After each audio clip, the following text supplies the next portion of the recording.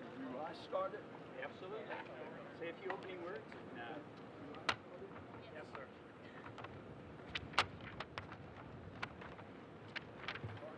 Hello, everybody. Well, it's another great day in our space program. And if ever you've seen the evidence of this being an international program, you're seeing it today with this crew. This is of all crews, this is the most international that we've had. And I think shows the breadth of the cooperation around the globe. So let's get on with the launch, and let me bring up our Associate Administrator, Colonel Bob Cabana. Thank you, sir. Hey, this is quick. It's always great to come back to Florida. You know, if you read the individual resumes of this crew, each one of them is outstanding. And when you put them all together, this is a pretty darn amazing crew. Everything's tracking well so far for launch. We're looking forward to the flight readiness review on Monday. All the issues are on track, and I'm waiting for next Friday. I want to see these guys off. You've heard me say it before. The only way I think it could be better if I could go with them, and then I think that would be even better yet. But no, it's a great crew. I don't know if you saw it, but the mobile launcher is back out on the pad for testing, and we're getting ready for Artemis 2 next year also, and everything's moving along on that, and that's going to be another amazing effort by NASA as we return to the moon. With that, I'm going to turn it over to Janet Petro, the KSC Center Director, and we'll hear a few words from her. Janet? Yeah, good afternoon. It is another hot day here at Florida Spaceport, but we are super excited to welcome our 4 crew members here. This is our 7th operational mission to the International Space Station under the Commercial Crew Program. And even though we have a robust manifest here at the Kennedy Space Center, we are always super excited when we're going to stick a human on the rocket, and putting our crew is always ups a level of excitement. I want to thank everyone who behind the scenes have been working so hard and diligently towards this moment when we launch the crew this coming Friday. And now I want to introduce you to someone whose leadership has really been instrumental in the success of the Commercial Crew Program as we've returned humans to low Earth orbit from American soil. And so, serving as a deputy manager for our Commercial Crew Program here at the Kennedy Space Center, let me introduce you and join me in welcoming Dana Hutcherson.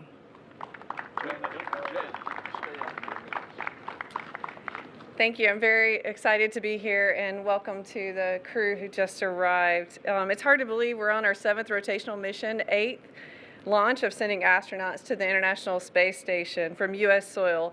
It's an honor to represent the Commercial Crew Program today to welcome this international crew. And I really appreciate the crew trusting us and the team to provide that safe and healthy transportation vehicle. Commercial Crew is delivering on its promise of providing safe, reliable, and cost-effective transportation to and from low Earth orbit. The crew will fly on Dragon Endurance spacecraft provided by SpaceX, and will spend about 6 months aboard the International Space Station conducting critical science and research experiments that will enhance our understanding of how space affects the human body, and will look to return to the moon and eventually travel to Mars. These successful partnerships with NASA and the commercial companies allows us to focus our research on exploration and research, expanding NASA's ability to explore our universe and inspire the world. Now I'd like to turn it over to Eric Vanderwall, who leads the International Space Station Program Houston office for the European Space Agency. Thank you.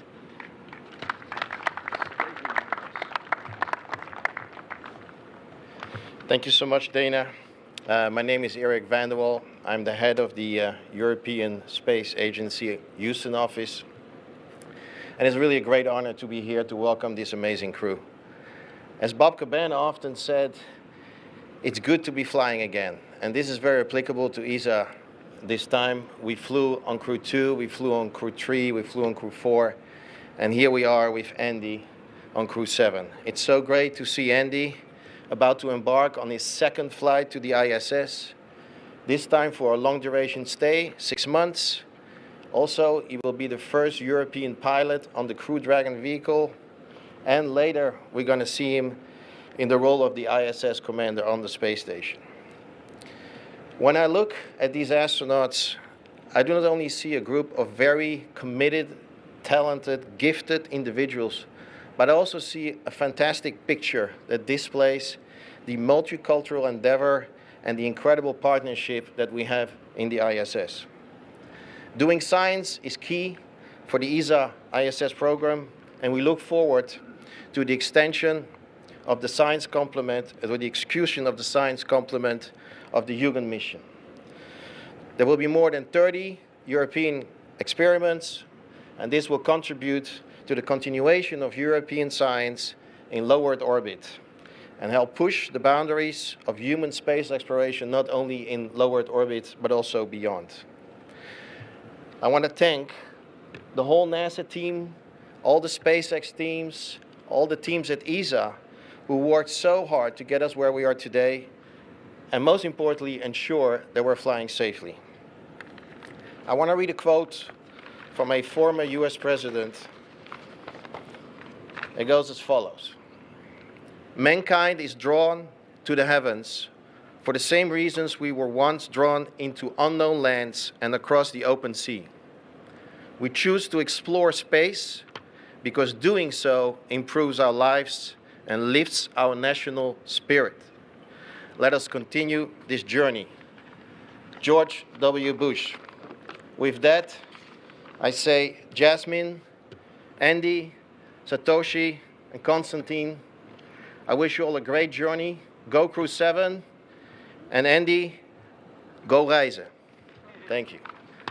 And with this, I would like to hand over to Mr. Sakai, the JAXA ISS Program Manager. Good afternoon. Thank you for introductions. My name is Sakai Junichi, ISS Program Manager of JAXA. And first of all, on behalf of JAXA, I would like to sincerely express my appreciation to NASA, SpaceX, all the colleagues, and to participate in Crew 7 launch operations and launch preparation and continuous ISS operations. It is a fourth year since crew transportation from U.S. soil has resumed. And JAXA also has sent to and will send the Japanese astronauts to ISS for 4 consecutive years. I believe this is a close and continuous partnership between international partners. Both has brought these remarkable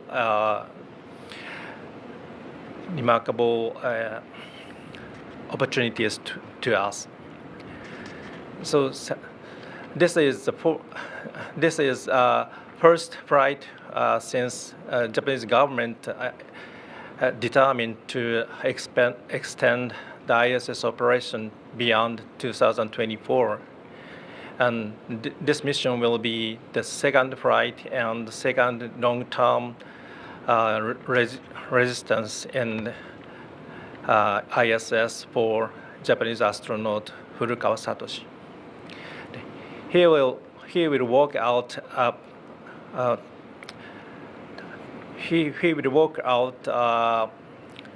variety of missions ranging from life, material, physical science to technological demonstration for future lunar exploration and post-ISS utilizations by utilizing Kibo's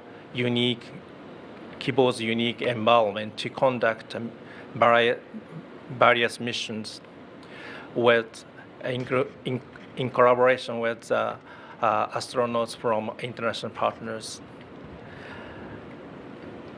I'm confident that this progress won't stop and leads to our challenge to the Mars, Mars and beyond. So I'm looking forward to coming this launch and for we'll continue for final preparations. So Godspeed, guys. See you 6 months later. Thank you.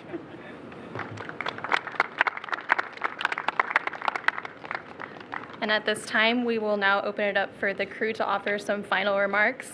In front of you, we have a multinational crew, Jasmine Moakbelly, NASA astronaut and Crew 7 commander, Andreas Mogensen, ESA astronaut and Crew 7 pilot, Satoshi Furukawa, JAXA astronaut and Crew 7 mission specialist, and Konstantin Borisov, Roscosmos cosmonaut and Crew 7 mission specialist. If the crew would like to step forward when you're ready to offer your remarks. Thank you. Good afternoon. You can probably tell from the huge smiles on our faces that we're extremely excited to finally be here at Kennedy Space Center and for the journey we're about to embark on. One of the first tasks that we had to accomplish as a crew when we were assigned was to design our mission patch. We had to think about what do we want this patch to symbolize, what do we want it to represent, and what were the things about this mission that were really meaningful to us. So if you don't mind, I'd like to talk about just a few of the elements of the patch that I think are very special to us. First, if you look at our patch, the Earth is the central aspect of it. It is the focus of the patch. It's meant to be very beautiful. I'm sure it's not as beautiful as when we'll look back on Earth from the unique vantage point of low Earth orbit. But we wanted it to represent that everything we do on this mission, we hope ultimately benefits our beautiful home planet and those on it. Next, the tail of the dragon rises into a golden star. This to us symbolizes the ascent to the stars. Spaceflight is extremely difficult.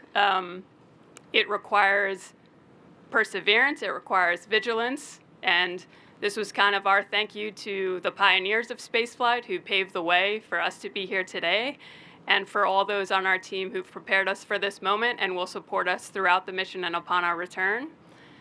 And then the last element I would love to point out, as others have mentioned, on the rise to the star are the colors white, red, and blue.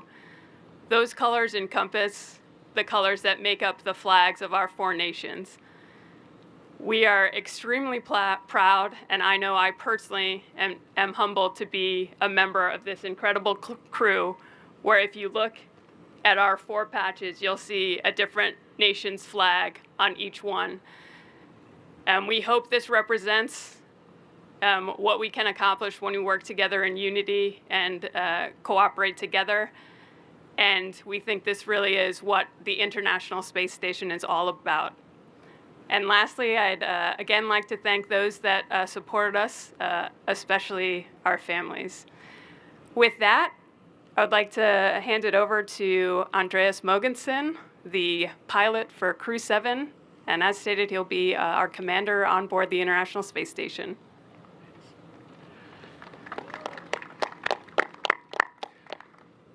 Good afternoon, everyone.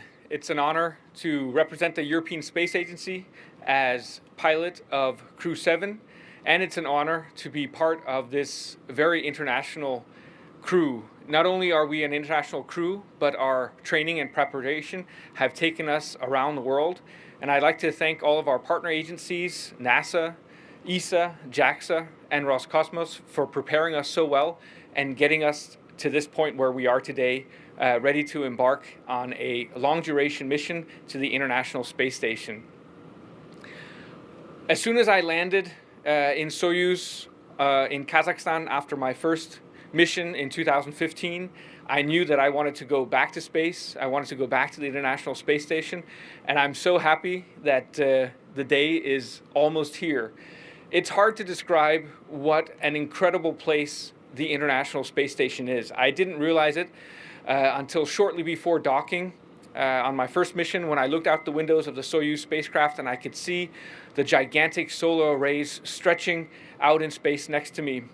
And then opening the hatch and flying on board the space station, I realized just what a unique and incredible laboratory that we, humanity, has built in low Earth orbit over the past 20-25 years. And I'm so excited to get back up there and to participate in the groundbreaking research and technology development that we do on board the space station. As Jasmine noted, what we do up there is for all of us here on Earth, and hopefully will benefit our society for many, many years in the future. And I can't wait to get up there, back up there, and to continue the incredible work that we do. Thank you.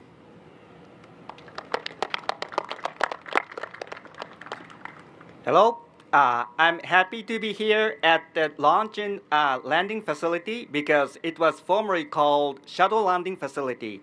And in my previous mission on the International Space Station in 2011, I was fortunate to welcome the last space shuttle crew members of SCS-135. And this time, I look forward to flying Crew 7.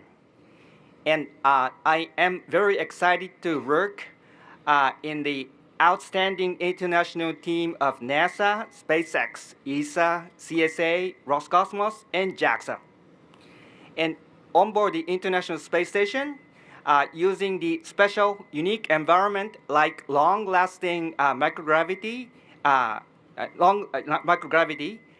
like to contribute to those that will make our life on Earth better. For example, accelerating new medicine development. In addition, I'm keen to work on technology demonstration towards the human expression to the moon in the future. And I'd like to hand over to Kosha. Good afternoon, everyone. I'm more than excited, actually. It's so hard to say what I feel because the training has been very intense. We traveled all the world. We enjoyed a lot of classes, lectures. And you know, every next day is training, you train again, you train again. And it's so hard to imagine that soon we'll just do similar things, but it will not be training, but just in 4 days in the evening we wake up and we go to space. I'm very excited, really. I'm excited, I'm honored to be part of the international crew so much because it's the most international crew ever, because you cannot make it more, because 4 people, 4 nationalities. And you know, like experienced astronauts and cosmonauts, they say that when you go to the ISS and you look at the planet, you see that there are no borders. And really, I want to continue and to convey that feeling and that emotion, and also to support the cooperation which we have been having so far, and we continue like that. So I'm very thankful to all the agencies, to all the people on the ground making this happen, and also to our families and to the crew which I have been happily training so far. Thanks a lot. Thank you. And now we'll open it up to the media that are here with us for a brief Q&A. If you could come up to the mic and state your name and affiliation and to whom your question is directed. Thank you.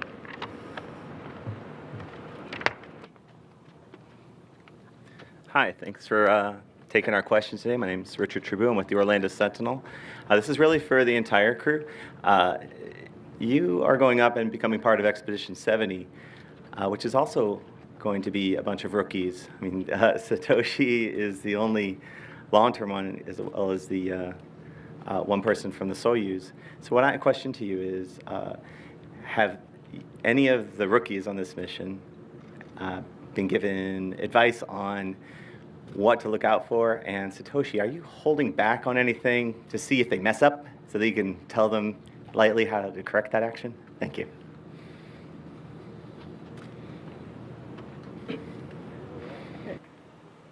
So what a lot of the veterans have told me, including some of my own crewmates, is it's been interesting going through training. You know, we do simple things like we have to fold a piece of cloth, and I think, okay, I'm going to fold this cloth. It's going to take me 2 minutes, but it turns out when you don't have gravity helping you, even simple things like that, or just how you position yourself, simple things like that will take experience to learn how to do them in space and take a lot of time.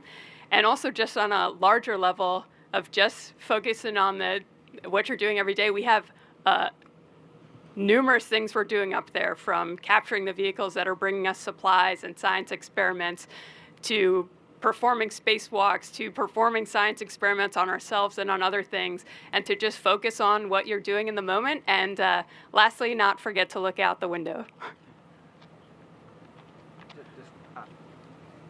Well, from operations point of view, the whole crew members are well trained and professional.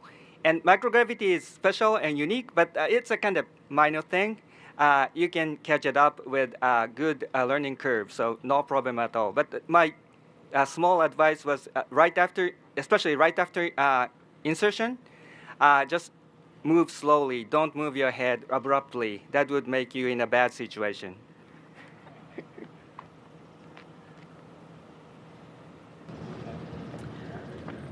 My name is Ditte Lynge. I'm from the Danish newspaper Ekstrabladet, and I have a question for Andreas Mogensen. It's going to be in Danish. Du er den første ikke-amerikaner, der skal være ikke bare pilot, men også kommandør på en ISS-mission, en SpaceX-mission. Kan du ikke prøve at sætte på ord på, hvad det betyder, ikke bare for dig, men også for et land som Danmark at være repræsenteret? Ja, altså først og fremmest så er det jo en kæmpe ære at blive udnævnt som pilot på SpaceX Dragon-rumskibet. Og det er takket være de sidste 7 år, jeg har arbejdet på Johnson Space Center i Houston, Texas. Men det er også takket være det samarbejde, som ESA har etableret sammen med NASA gennem de sidste 20 år ombord på den internationale rumstation. Og det viser, hvordan vi i Europa er vokset med opgaven, er blevet dygtigere og dygtigere og har fået mere og mere ansvar. Og det ser vi især på de kommende månemissioner, Artemis-missionerne, hvor ESA udvikler og bygger det vi kalder The European Service Module, som er en del af Orion-rumskibet, der skal tage de næste mennesker til månen, og også nogle af de allervigtigste elementer eller moduler af Gateway-rumstationen, som vi skal bygge i kredsløb om månen. Så det betyder utrolig meget for mig personligt, men også for hele Europa og selvfølgelig også Danmark, at blive inkluderet på NASA's månemissioner på den måde, vi er. Vi kommer til at se europæiske astronauter på missioner til månen og også på overfladen af månen. Det synes jeg er sindssygt spændende, fordi det kan være med til at inspirere den næste generation af unge til at læse naturvidenskabelige og tekniske fag og forhåbentlig vælge karriere som forskere, ingeniører og teknikere og være med til at udvikle alle de løsninger, som skal forbedre vores samfund i fremtiden og løse mange af de udfordringer, vi står overfor. Jeg kan forestille mig, at der er mange følelser, der går igennem dig lige nu. Og frygt måske også er en af dem. Er der noget, du især frygter kan komme til at gå galt, når I er afsted? Altså risiko er jo en del af arbejdet, kan man sige. Og det er også meget det, vi har trænet med henblik på at kunne reagere ordentligt. Man kommer ikke udenom risikoen, men samtidig så er det en del af, altså når man vil videreudvikle og videre, så er der altid en risiko forbundet med det, og den kender vi alle sammen til. Men man kan sige, at første skridt på vejen, det er i dag, hvor vi er ankommet til Kennedy, og så den fortsætter så forhåbentlig fredag, hvis vejret tillader det.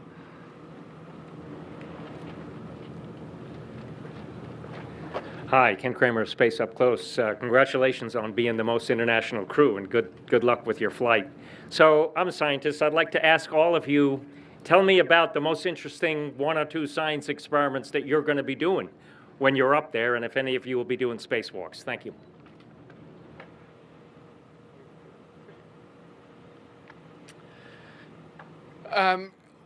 One of the interesting experiments I'll be doing is a 3D metal print experiment that ESA is launching to the International Space Station. 3D metal print is a technology that can be a game changer in the future.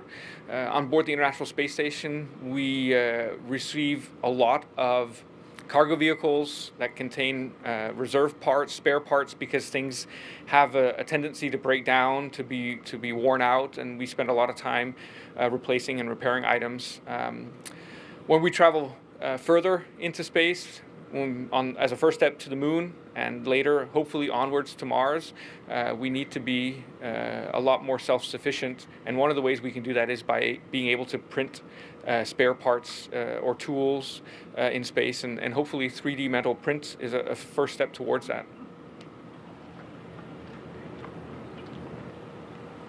We have two experiments which are really peculiar in the Russian segment. They're peculiar because either they are very interesting or they are very hard. The interesting experiment for me would be, the most interesting one is the quail eggs experiment. We are taking quail eggs and we see how they develop in zero G and also in gravity, because we have a special chamber which rotates and actually makes gravity. So you compare the development of the egg and we see, is it the radiation itself only, or is it the radiation plus the zero G which affect the development of the egg? That's very interesting to see the results. And the one which is hardest, I've spent so many hours doing that, would be ultrasound experiment, where me and my colleagues, we are doing ultrasound to each other. It's really hard because we have to catch the particular organ, and we do it many times. We do it after 3 days, after 7 days, after 2 months. We see how the liquid shifts long term, and we can evaluate how it develops and also see how we prepare ourselves for long-term flights.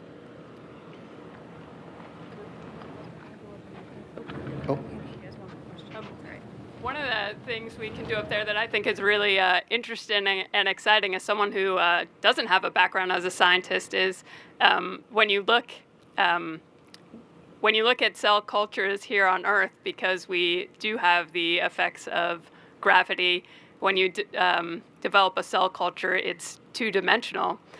But when you do that in the weightless environment of space, you can grow those cell cultures in a three-dimensional way, which is, of course, how our tissues are. So that's something I think is really interesting and has a lot of applications for medicine and science as well, and just incredible to think about who came up with that. Well, I look forward to a protein crystallization experiment. Under zero gravity in space, we can obtain better quality protein crystallization. After bringing it back to Earth and analyzing it, we can know the detailed 3D structure of the protein crystals. And a reaction site of a protein is like a keyhole. Imagine a keyhole. By knowing the detailed structure of the keyhole and using a computer system, you can efficiently and effectively find a key that best fits to the keyhole, which is a candidate for new medicine. So this is an example of accelerating new medicine development and will make our life on Earth better. Hello, my name's John McGill from Wyandotte Connects, and this question is for Commander Mogabelli. Last time we talked was in Houston last year, and you were trying to decide whether it was going to be a yo-yo or a glider. Have you made a decision? You know, I ended up bringing a different toy that is actually neither of those, but I don't want to reveal it because I've actually brought it as a gift for my crewmates, so I guess I'll have to reveal it in space. Hi, I'm Melanie for ESA. This is a question for Andreas. If you could tell us a little bit about some of the special items that you might be bringing on board. Well, I see you brought one of the items with you. Rasmus Klump, a Danish cartoon figure, is one of the items that I'm bringing.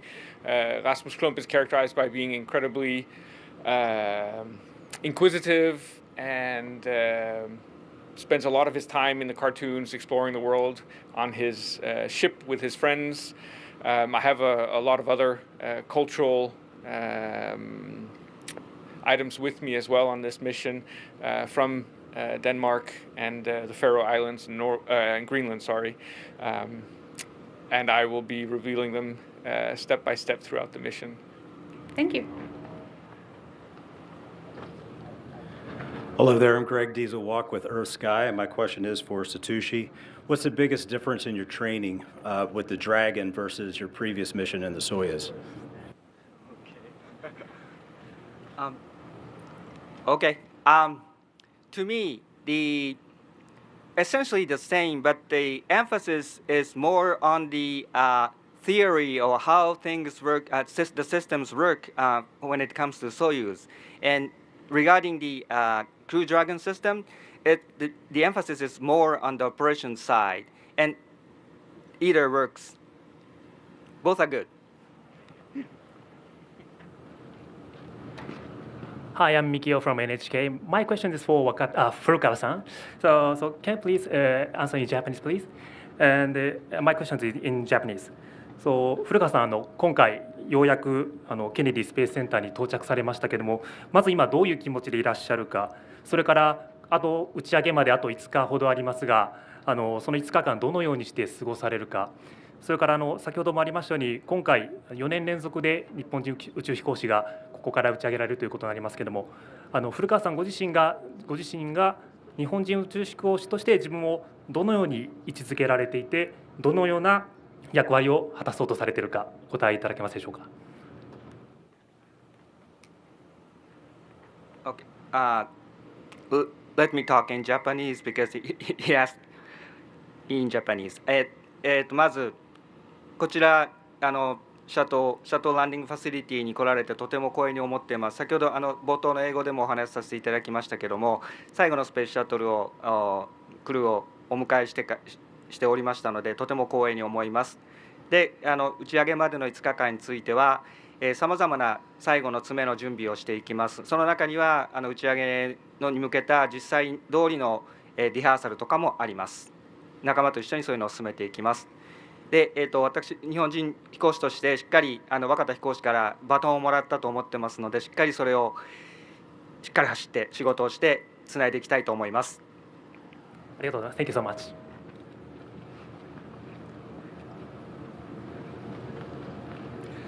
Hi, Will Robinson-Smith with Spaceflight Now. My question is for Jasmine.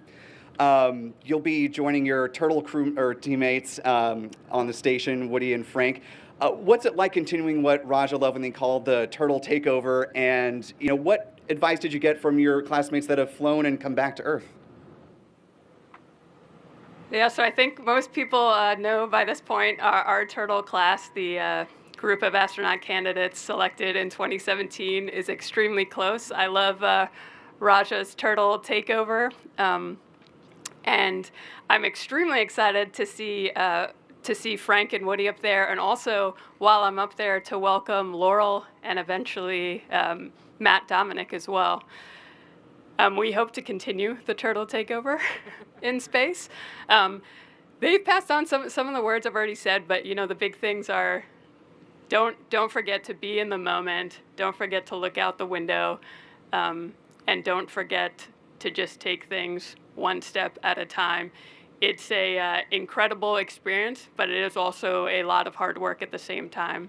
And so they've just tried to prepare me for that, and also passed on some words about how to handle being away from my family for a long period of time as well. So I've appreciated that, and I'm very excited to see them on orbit and to greet the others as well. Thank you. Hi, I'm Mark Stone, Florida Media Now. I know that you've all worked extremely hard to get where you are. And for all of you, I think it's safe to say it's the fulfillment of a lifelong dream to go on a mission like this. Given that, from a personal standpoint, what is the one highlight of this whole thing for you? What's the pinnacle?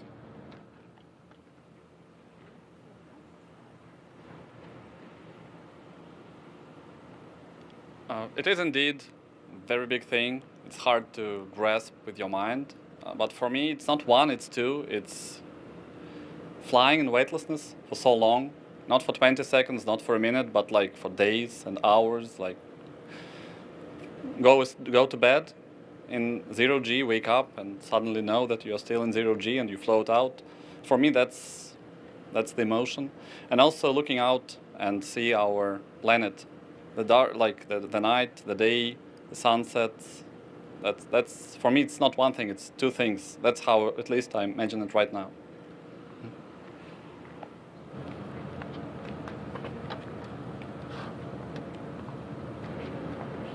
For me, similar to Kostya, I think one of the biggest things I really look forward to is looking back at Earth. It's just such a unique way to look at it, and I don't know what the feelings will be, what the emotions will be when I do that, but from every single astronaut that's already experienced it, they said it has been something life-changing for them. And so I look forward to seeing it from that new perspective.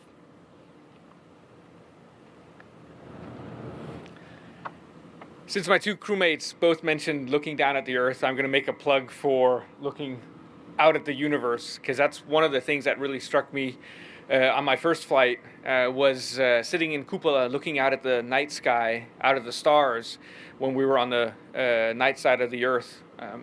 Because if you give your eyes a few seconds to adjust to the darkness and you turn off the lights in cupola and in Node 3, you suddenly see billions and billions of stars. And it reminds you of how almost infinitely large our universe is, and what, in many ways, how insignificant we are in many ways, us and the Earth in the cosmos. And that, to me, is incredibly exciting, because when something is as large, almost infinitely large as the universe, it must mean that there are so many discoveries waiting for us in the future, and must mean that there are so many possibilities for us out there. It is hard to describe just how big it looks from the International Space Station, and that makes me excited for the future, because I think even though we've been exploring space for 50 or 60 years now, in many ways we've only just begun, and there are still so many exciting discoveries waiting for us. For me, back to microgravity, because I believe my body remembers that microgravity mode. So hopefully my body gets accustomed to it quickly and work efficiently in our business trip to the International Space Station. Thank you. I wish you all success and Godspeed. Thank you. Manuel Masanti, exploracionespacial.news. A question for Jasmine. I know this happened before, but how does it feel to not only fly into space for the first time, but also being a commander? You know, I view my role as commander, I get to work with these three incredible gentlemen. You know, Satoshi's already experienced a long-duration space flight. Andy has also already had a space flight. Kostya and I get to do this for the first time, which is, it's nice to have someone to share that experience and excitement with. But for me, it's just really an honor. I was so excited when I found out this crew would be 4 different nations, because as I said, that was something that really resonated with me personally. And I didn't know any of my crewmates very well before we were assigned together, but it's such a special bond you form and create. And you know, I'm honored to serve as the commander, especially for my first space flight.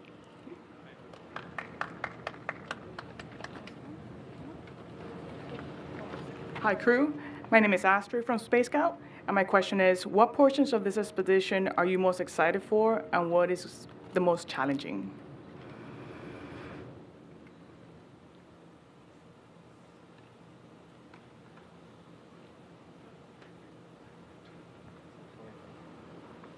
Well, I think it's interesting. It's hard to say what will be the most challenging until we're up there. For me, this is the first time, so I don't know. But something I know I'm really looking forward to is hopefully getting to do a spacewalk during this expedition.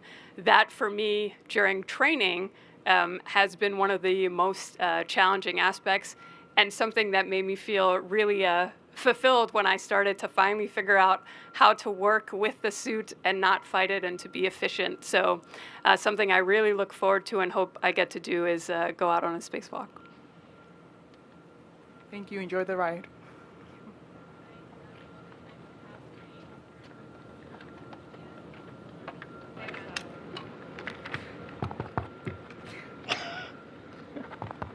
Test, 1, 2, 3. There we go. And that's all the time we have for questions today from the media. As a reminder, launch for Crew 7 is currently targeted for 3:49 a.m. Eastern Time on Friday, August 25th from Launch Complex 39A here at the Kennedy Space Center in Florida. Live NASA TV coverage will begin at 11:45 p.m. Eastern Time on Thursday, August 24th. Thank you, and go Crew 7.